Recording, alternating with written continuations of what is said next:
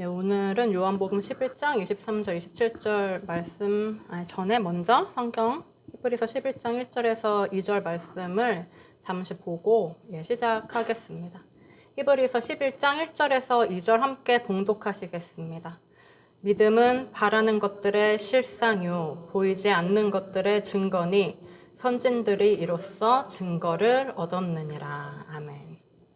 히브리서 11장 믿음장이라고 불리죠. 수많은 믿음의 선진들의 이야기를 우리한테 해줍니다. 쭉 이제 아래로 아벨, 에녹, 노아와 아브라함, 사라, 이삭, 야곱, 요셉, 모세, 라합, 이사야와 엘리야와 그 외에 많은 이름이 언급되지 않은 선지자들에 대한 수많은 믿음의 선진들의 이야기를 들려주죠. 그리고 나서 성경의 이야기의 흐름이 이렇게 수많은 믿음의 선진들이 있고 나서 예수 그리스도께서 오시죠. 이게 무슨 의미일까요? 왜 성경은 수많은 믿음의 선진들 얘기를 먼저 한 다음에 주인공인 예수 그리스도의 이야기를 하는 걸까요? 왜 예수 그리스도께서 오시는 이야기로 시작하지 않을까요? 그 전에 많은 선진들이 태어나고 살고 죽고 태어나고 살고 죽는 수없이 반복되는 삶과 죽음의 과정 후에야 예수 그리스도의 이야기를 성경이 시작하는 것일까요? 예수 그리스도는 누구에게서 태어나십니까? 동정녀, 처녀에게 나시죠? 아이를 낳을 수 없는 처녀에게서 낳으세요. 성경에는 이렇게 아이를 낳을 수 없는 많은 여인들이 등장하죠. 바라는데 아이를 낳을 수가 없어서 기다리고 기다리지만 아이가 오지 않아서 눈물 짓는 많은 여인들이 등장하고 그 여인들이 하나님의 능력으로, 오직 하나님의 능력으로 아들을 낳는 이야기를 우리에게 해주고 있습니다. 이렇게 사람의 힘이 아닌 하나님의 능력, 하나님의 은혜, 이것으로 말미암아 태어나는 이 성경의 많은 아들들은 누구를 예표하죠? 하나님의 능력으로 오시는, 은혜로 오시는 약속의 아들, 구원자 예수 그리스도를 예표합니다. 그렇다면 바라지만 스스로는 절대 애를 낳을 수 없는 이 여인은 무엇을 보여줍니까? 아무리 노력해도 스스로는 절대 구원에 이룰 수 없는 우리의 죄인된 모습을 보여줍니다. 그래서 이렇게 아이를 낳을 수 없는 여인이 마침내 하나님의 능력으로 아들을 낳게 되는 이야기는 하나님의 구원을 기다리던 죄인의 마음속에 마침내 때가 참에 예수 그리스도께서 오시는 것, 그것을 의미하죠. 이렇게 때가 참에 예수 그리스도께서 우리 안에 오시는 걸 우리가 또 뭐라고 표현하냐면 내 안에 새 생명이 임했다, 이렇게 우리가 표현하기도 하고, 또 내 안에 새 사람이 태어났다, 이렇게 표현하기도 하고, 내가 거듭났다, 이렇게 표현하기도 하죠. 그렇다면 결국은 성경에서 이렇게 아이를 낳을 수 없는 여인이 아들을 낳게 되는, 하나님의 능력으로 아들을 낳게 되는 이야기가 우리한테 알려주려고 하는 건 스스로를 구원할 수 없어서 하나님의 구원을 기다리는 그 죄인의 마음에 마치 아이를 낳지 못하는 여인처럼 그렇게 애타고 그렇게 슬프고 그렇게 안타깝고 간절한 마음으로 기다리는 그 죄인의 마음속에 새 사람이, 새 생명이 태어나는 것에 대해서 이야기를 하려고 하는 것이죠.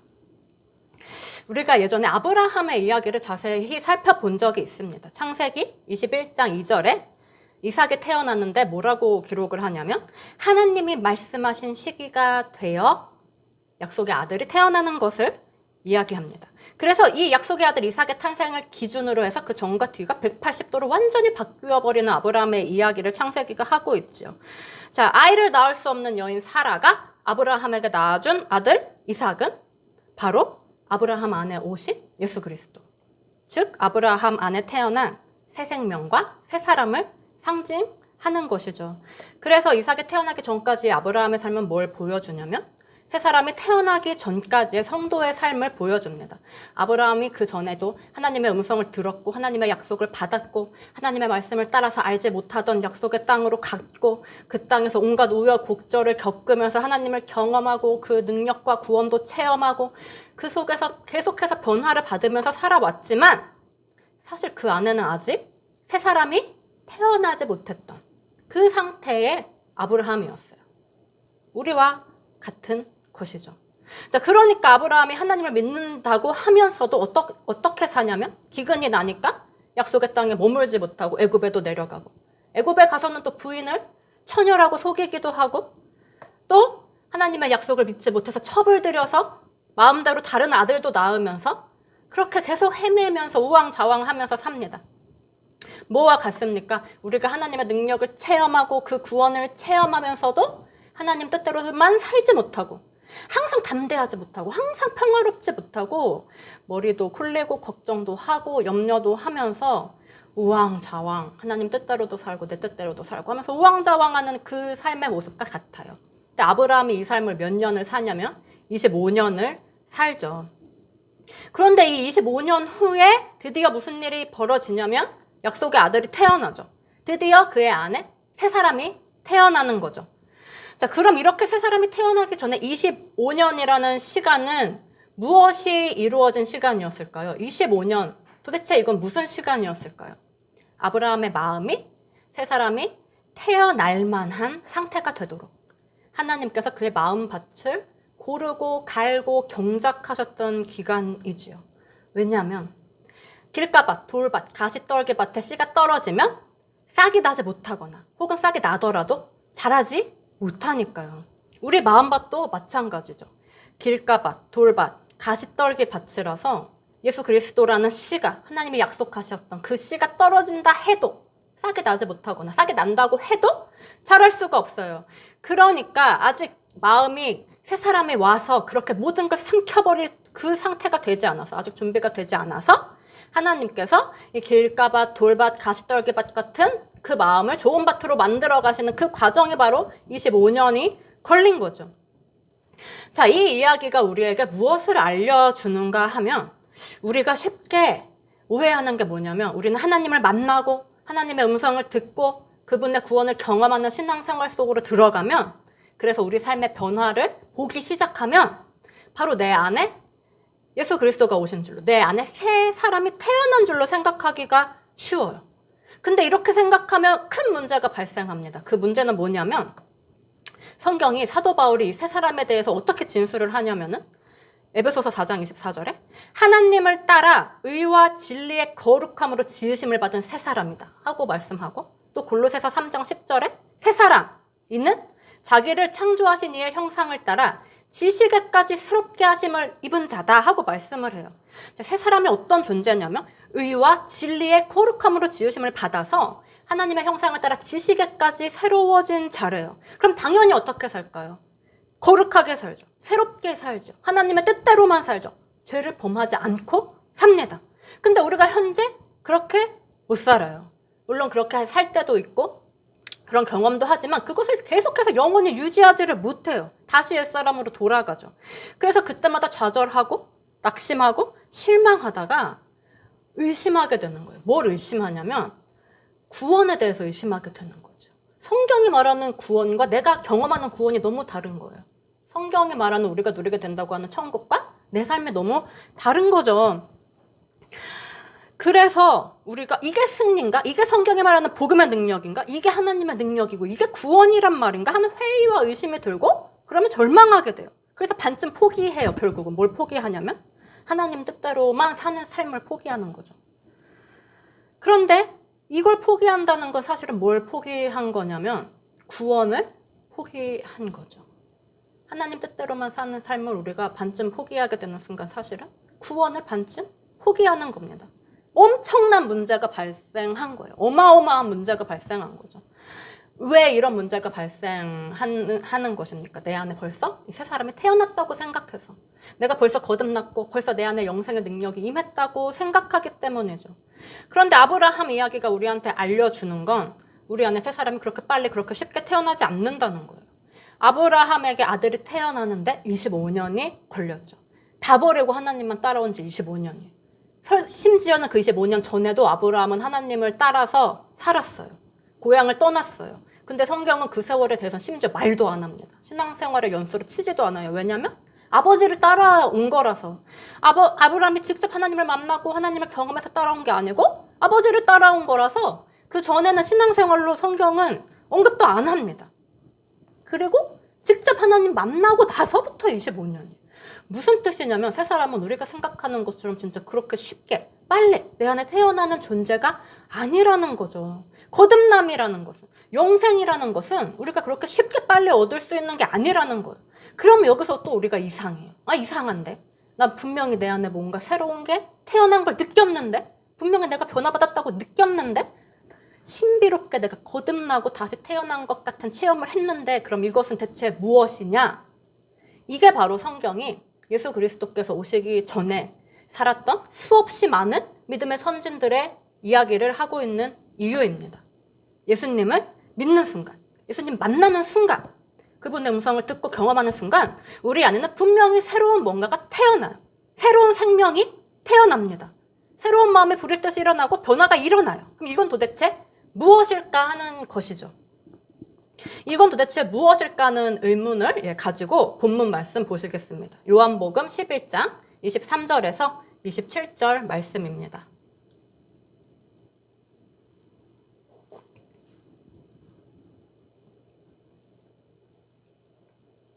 요한복음 11장 23절에서 27절 말씀 함께 봉독하시겠습니다.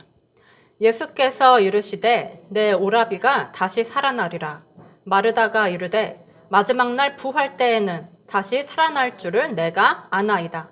예수께서 이르시되 나는 부활이요 생명이니 나를 믿는 자는 죽어도 살겠고 무릇 살아서 나를 믿는 자는 영원히 죽지 아니하리니 이것을 내가 믿느냐? 이르되 주여 그러하외다. 주는 그리스도시요 세상에 오시는 하나님의 아들이신 줄 내가 믿나이다. 아멘. 오늘 본문은 나사로가 죽었을 때 예수님과 마르다의 대화 내용입니다. 예수님께서 마르다한테 말씀하셨어요. 나는 부활이요 생명이니 나를 믿는 자는 죽어도 살겠고 무릇 살아서 나를 믿는 자는 영원히 죽지 아니하리라. 널리 알려진 말씀이죠. 우리가 부활절에 계란에 제일 많이 써있는 그 말씀이에요.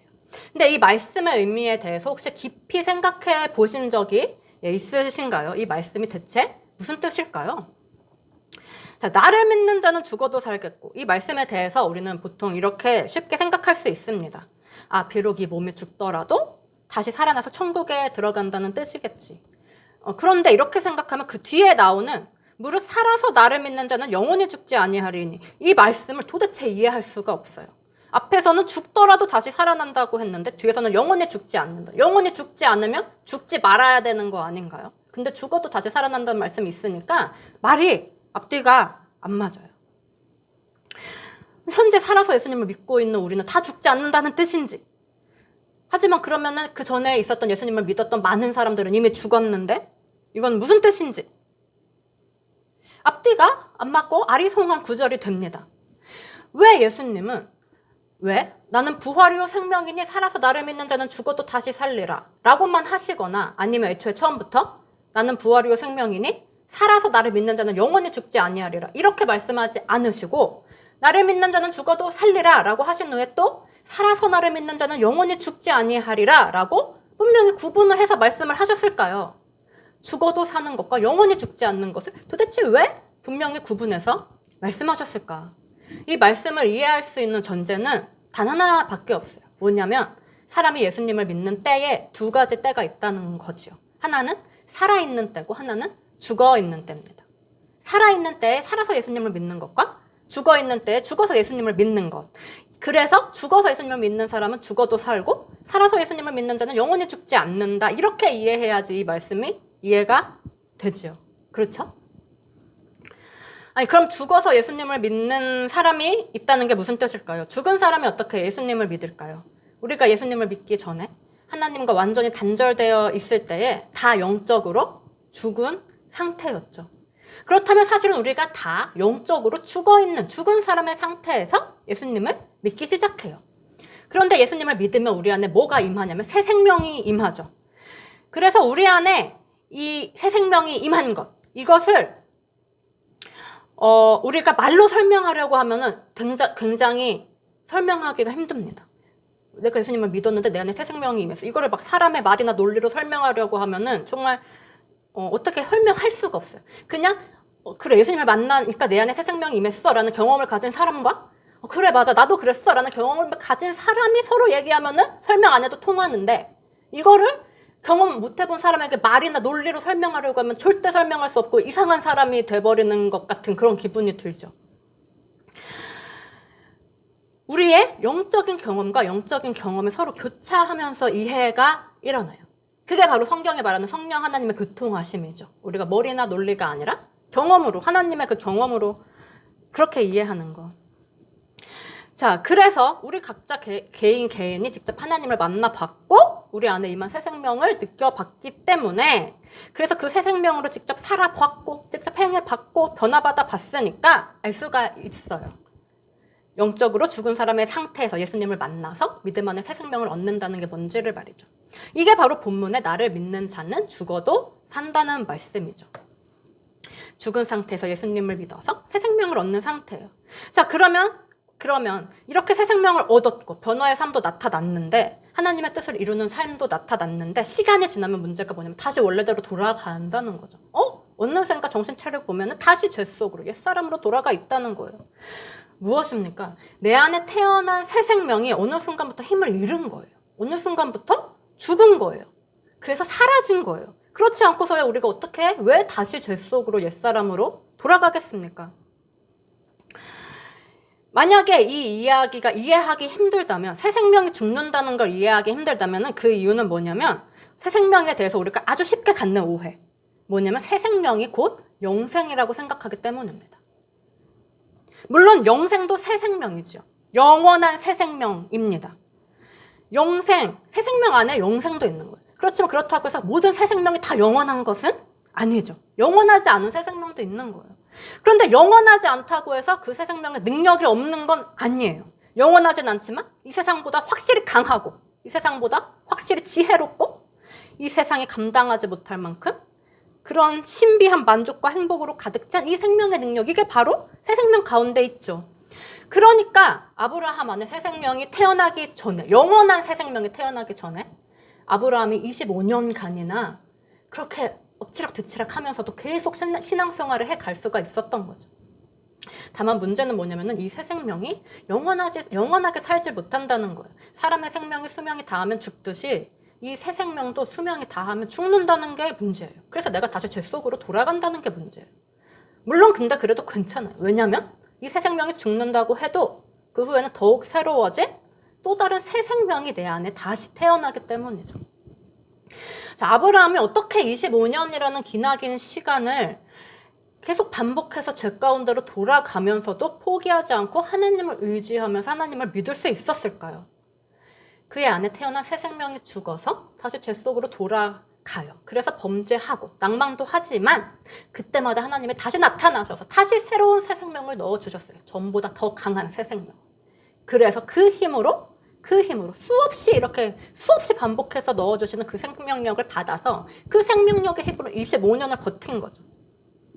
오늘 우리의 삶도 마찬가지입니다. 우리도 끊임없이 변화와 다시 옛사람으로 돌아가는 삶을 엎치락뒤치락 하면서 살지만은 하나님께서 수없이 반복해서 계속해서 점점 더 커지는 새 생명을 불어넣어 주세요. 한 새 생명의 수명이 다해서 죽으면 또 다른 새 생명이 오고, 또 이 생명이 수명이 다해서 죽으면 또 다른 새 생명이 오고, 반복해서 수없이 내 안에 끊임없는 새 생명이 태어나는 거죠. 그래서 이것이 또한 오늘 본문이 말씀하는 나를 믿는 자는 죽어도 사는 것입니다. 새 생명이 죽어도 더 놀라운 새 생명이 오는 거죠. 자, 그래서 이렇게 수많은 새 생명이 오고 가는 과정을 통해서 드디어 내 마음에 있는 모든 돌도 골라지고 가시떨기도 골라지고 길가 밭에서 좋은 밭으로 되면 하나님이 이 모든 경작을 마치시면 드디어 때가 참에 마침내 내 안에 단순한 새 생명이 아닌 영원한 새 생명이 오게 됩니다. 이게 바로 살아서 나를 믿는 자는 영원히 죽지 아니하리라 라는 말씀의 뜻이에요. 살아서 나를 믿는 자, 죽어서 믿는 게 아니라 살아서 믿는 자가 뭘까요? 영적으로 살아있는 상태의 사람, 즉 이미 내 안에 이 하나님이 주신 새 생명이 충만히 넘쳐서 좋은 밭이 되어 있는 사람이죠. 그 사람의 안에 이렇게 새 생명으로 충만한 가운데에 영생, 영원히 죽지 않는 새 생명이 임한다라고 지금 예수님이 말씀을 하시는 거예요. 그래서 이거를 사도 바울이 로마서 7장 8장에서 뭐라고 얘기합니까? 영원한 새 생명이 오기 전, 즉 진정한 새 사람이 태어나기 전에 먼저 왔던 단순한 새 생명들은 수명이 다하면 죽어요. 그래서 새 생명이 죽으면 난 다시 옛사람으로 돌아가죠. 언제 변화받았냐는 듯이 똑같은 죄악을 반복하게 돼요. 그러다가 다시 또 생명이 임하면 다시 변화를 받고, 하지만 또 새 생명이 죽으면 다시 죄 속으로 돌아가는, 이것을 바울이 뭐라고 탄식하냐면 로마서 7장 24절에 오호라 나는 공고한 사람이로다. 이 사망의 몸에서 누가 나를 건져내랴. 내 속 곧 내 육신에 선한 것이 거하지 아니하는 줄 아노니 원함은 내게 있으나 선을 행하는 것은 없노라. 자, 원함은 내게 있으나, 즉 하나님의 뜻, 그 선함을 이루고 싶어하는 원함, 그 새 생명, 그건 내 속에 있는데 선을 행하는 것, 실제로 선을 행하는 그 온전한 새 사람, 그 영원한 새 생명은 내 안에 없구나. 이게 바로 로마서 7장의 탄식이에요. 자, 새 생명 있는데 영원하지 않아서 수명이 다하면 죽어버려요. 그러니까 필사적으로 이걸 겪으면 겪을수록 뭘 간구하게 될까요? 겪으면 겪을수록 필사적으로 영원한 새 생명을 갈구하게 됩니다. 그냥 새 생명이 아니에요. 영원한 새 생명, 영생. 이 영생을 갈구하게 되는 거죠. 그래서 마침내 이 갈급함이 차고 간절한 간구의 분량이 차서 하나님의 때가 차면 마침내 영생이 오는 것이죠. 그럼 이 영생은 영원히 사니까 절대 죽지 않아요. 절대로 다시 죽지 않고 마침내 이 영생의 이 믿음의 장성한 분량에 이르면 결코 옛사람에게 지지 않죠. 두 번 다시 옛사람에게 지지 않습니다. 그래서 다시는 죄로 돌아가지 않으니 이것이 바로 요한일서 2장 1절이 말씀하는 너희가 죄를 범하지 않을 것이다 라는 가르침입니다.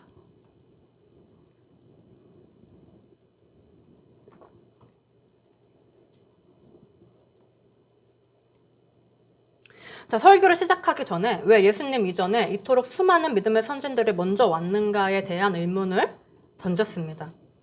예수님의 탄생 이야기 무엇을 뜻합니까? 마침내 우리 안에 태어나는 영원한 새 생명, 영생, 그 이야기를 하죠. 자, 그러면 예수님 전에 먼저 수없이 왔던 그 믿음의 선진들의 이야기는 뭐를 뜻할까요?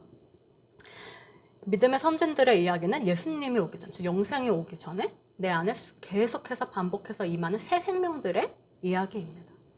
새 생명들의 이야기가 바로 믿음의 선진들의 이야기예요. 수백 명, 수천 명, 수만 명, 수없이 많은 선진들이 태어나고 죽고를 반복하면서 이 땅에 와서 살고 또 죽었죠. 이처럼 우리 안에도 수없이 많은 새 생명이 먼저 태어납니다. 먼저 태어나고 죽고를 반복하면서 우리 마음에 진정으로 영생이 오는 그때를 준비하는 거죠.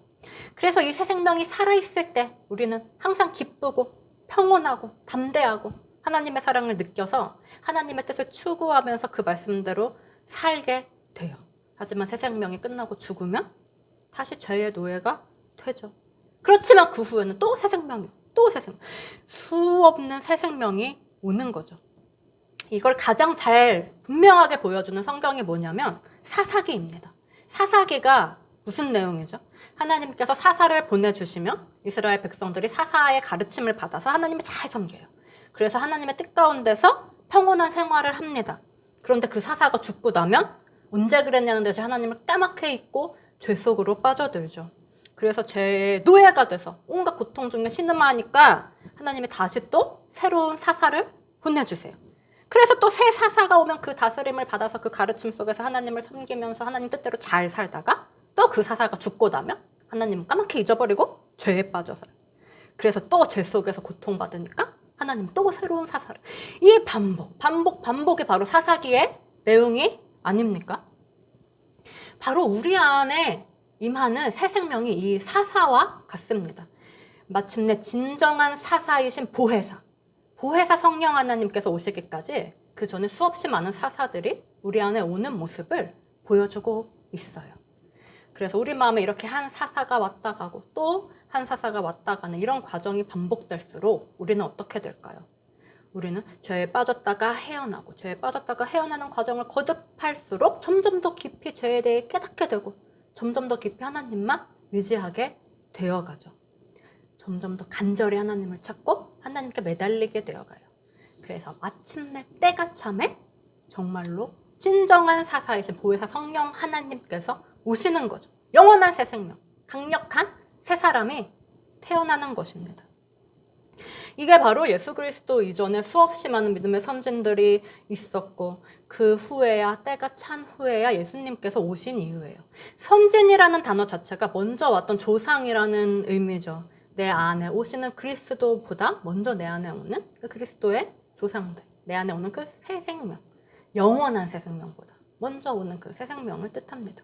그래서 이 참된 구원자이신 예수 그리스도께서 오시기 전에 구약에 등장하는 구원자들의 구원은 완벽하지가 않습니다. 예를 들어서 모세오경에서 구원자로 대두된 모세, 애굽에서 종살이하던 이스라엘 자손의 구원자였죠.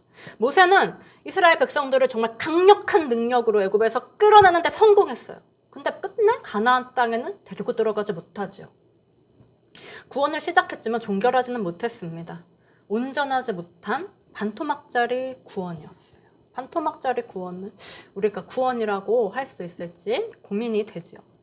다음으로 여호수아서에서 구원자였던 여호수아, 이름조차 구원자라는 뜻이죠. 여호수아. 모세 대신 이스라엘 자손들을 데리고 가나안 땅에 들어갔는데 결국은 끝내 가나안 땅을 완벽하게 정복을 못해요. 여호수아의 사후에도 가나안 땅이 계속 정복이 안 됩니다. 하나님이 이방 족속을 완벽하게 몰아내라고 하시는데 결국 이게 안 돼서 사사기에 이르러서는 이 이방 족속 때문에 오히려 애굽 시절보다도 더 혹독한 고통을 겪게 돼요. 완벽하지 못한 구원과 그로 인해 남아있는 죄악에 우리가 지배되는 모습을 보여주죠. 다음에 사사기의 구원자들인 사사들에 대해서는 우리가 앞서서 이미 봤습니다. 그들이 얼마나 일시적인 구원자였는지. 심지어 마지막 사사였던 삼손은 가장 강력하고 가장 위대한 사사였는데 블레셋의 종으로 끌려가서 노역하다가 죽었죠. 너무도 불완전한 구원의 극치를 보여주고 있습니다. 예수 그리스도 이전의 구원은 이처럼 온전하지 못해요. 강력하게 시작하는데 그 끝은 다시 고통으로, 죄의 노예가 되는 것으로 끝납니다. 끝까지 마지막까지 강력한 온전한 구원. 언제 이루어집니까? 마침내 예수 그리스도께서 오셨을 때죠. 진정한 약속의 아들이 오셨을 때 이루세요. 우리 삶에 이루어지는 구원이 마치 이와 같습니다. 우리 마음 가운데 새 생명이 임했을 때 그 구원은 항상 강력하게 시작하는데 끝은 다시 죄의 노예로 돌아가죠. 하지만 마침내 진정한 영원한 새 생명이 임하면 그 후로는 어떠한 고통도 어떠한 슬픔도 없는 온전한 구원이 이루어질 것입니다. 하나님께서 다른 누구보다 가장 먼저 예수 그리스도께서 이 세상에 오게 하실 수도 있었어요.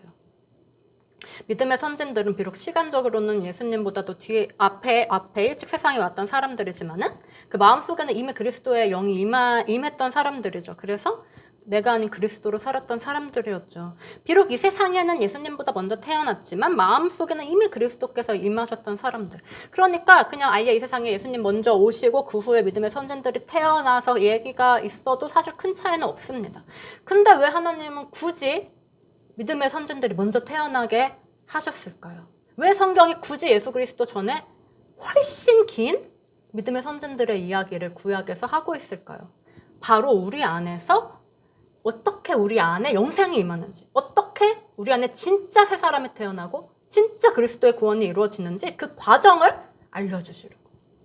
그래서 그것을 이루실 하나님의 약속을 먼저 주셔서 우리로 하여금 그 약속을 바라보고 기대하고, 그렇기 때문에 다시 죄로 돌아갈지라도 좌절하지 않고 낙심하지 않고 약속을 이루실 하나님을 의지하면서 그분을 믿게 하시려고 했던 것이죠.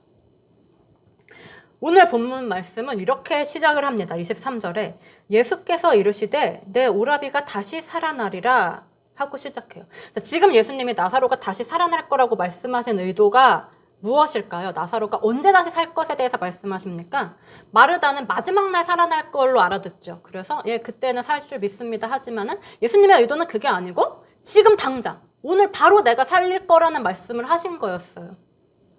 왜 그러셨을까요? 예수님은 왜 도대체 이날 나사로를 당장 살리셨을까요? 어차피 또 죽을 텐데 말이죠. 지금 살아난다고 해서 영원히 사는 것도 아니고 살아봤자 이 세상 참 고통스러운데 왜 살리셨을까? 왜냐하면 영생에 들어가는 마지막 날의 부활이 있기 전에, 마지막 날에 다시 살아나서 천국에서 영원히 살게 되는 그 부활이 있기 전에 비록 살았다가 다시 죽게 된다고 할지라도 분명히 다시 살아나는 그 이전의 부활 역시 있다. 이거를 가르쳐 주려고 하신 거죠. 영생에 들어가는 마지막 날의 부활, 그 온전한 부활, 영원한 부활 전에 일시적이더라도 분명히 다시 살아나는 먼저 오는 부활이 있다는 걸 알려주시려. 이거를 왜 알려주시려고 했을까요?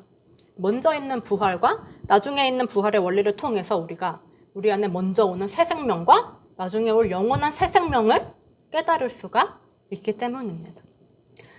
자, 먼저 이루어진 부활. 지금 이 본문에서 이루어진 부활이 불완전합니다. 그죠? 다시 죽잖아요. 비록 살았다가 다시 죽게 된다고 할지라도, 이렇게 불완전한 부활이라고 할지라도 그 생명력이 가진 놀라운 힘 때문에 어떻게 됐냐 하니까 본문 뒤로 쭉 가보면 베다니의 많은 유대인들이 예수님을 믿게 됐다고 말합니다.